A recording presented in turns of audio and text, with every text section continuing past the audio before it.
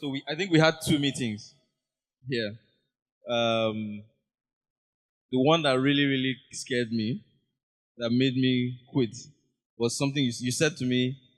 I can't quote everything, but you said, I think we were going back and forth about, I was asking for 50K, can you pay 50K and you're like, look, I'll do, I can't guarantee this. Then you turn and said, look, this guy. He was like, I'm 27, I just left school. 5 years ago, guys. Of course. 5. I'm 27, I just left school. I can't get a job in a bank. There were other things you gave me. Like, he was trying to drive home his point. And everything led to, if this doesn't work, I'm effed. Right? I think we sat for another 15 minutes after that. And I got to my office, got to my chair, and started thinking, I should just text this guy and say, I'm not doing this thing. Right? And just say, look, I've come. Because at that point, I was looking for adventure. But the adventure of having someone else's life in my hand was a bit too much to swallow, right? And the next day, I walked into my office and told them I was done. I called him and I was like, I called him and I told him. And I called him and I told him, but I couldn't start work immediately. I had to wait a month because I had to do a handover. I wasn't just working for myself, I was working for someone, so I had to do a handover. So today is exactly 10 years since M.I and I started work. Yeah. Was it worth it? It was. And I saved your life. Ladies and gentlemen, remember this moment. Because when he becomes president or something, I'm going to need this footage. I saved Godwin Tom's life. No. That was the decision that has brought me here. So it's fair. So my other question is, at that point you were talking to me, not at that very moment, but at that point in your life, what was going through your head? No money, a career.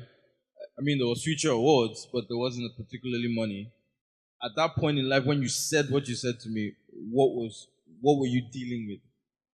Yo, so I'll tell you guys, I'm a very optimistic person in life. Even if things are very bad, I'm sort of upbeat, this energy.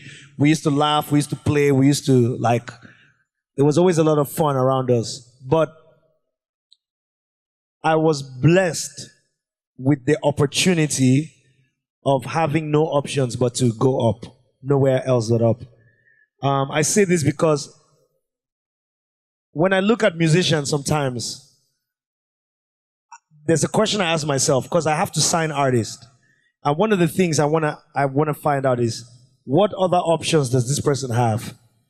If their parents live in Magodo or in Ikoyi, they have a mom that's like, I'm going to give you 6 months to do this music thing, and then if it doesn't work out, you go back to the bank, Abi, or you come to your uncle's office. If the person has a studio, if they have a laptop, their dad bought for them, for me, and this may be terrible, it may be wrong, but for me, I sort of, regard that person as not as high priority as that young kid.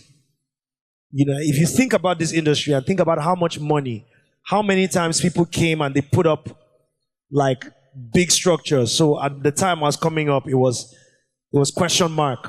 They had enormous resources, all the producers. Cobams was a producer at question mark. Think about this. Cobams used to have a 9 to 5 to go and work at the studio every day for some artist.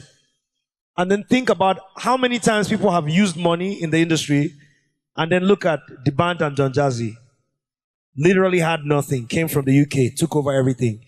Look at Olamide. Go and watch Olamide's first video. Look at Fino. If I tell you Fino's story, see the hungry kid, the kid that has nowhere else to go, he beats the comfortable kid every time.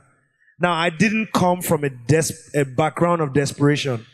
So that's why I say it was a blessing to be in a period of desperation, where my parents were in transit. They were moving from Jos to Lagos. They sort of hands off on me. I had gone to college. It didn't work out. I came back almost right before I got my degree. I was stuck in Jos. I'd lost my job because the company had folded.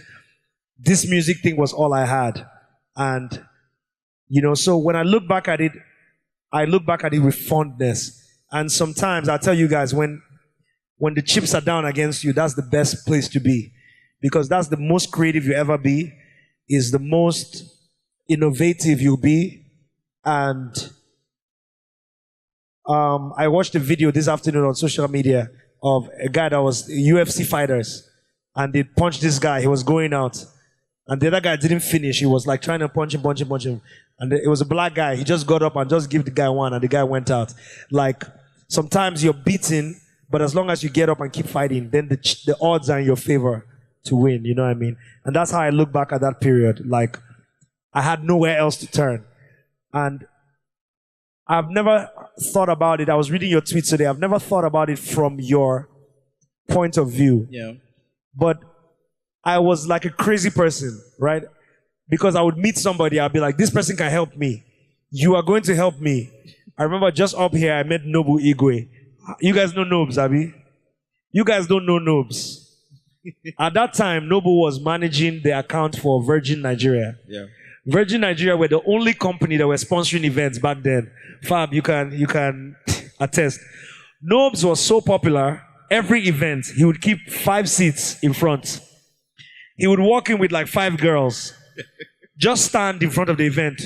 Watch for like 10 minutes and be like, nah, this shit ain't for me. And walk out. The day I met Nobes, and we joke about it all the time, he looked at me like, I was talking to Tosin Bucknor, he walked up to me. And he looked at me like from head to toe.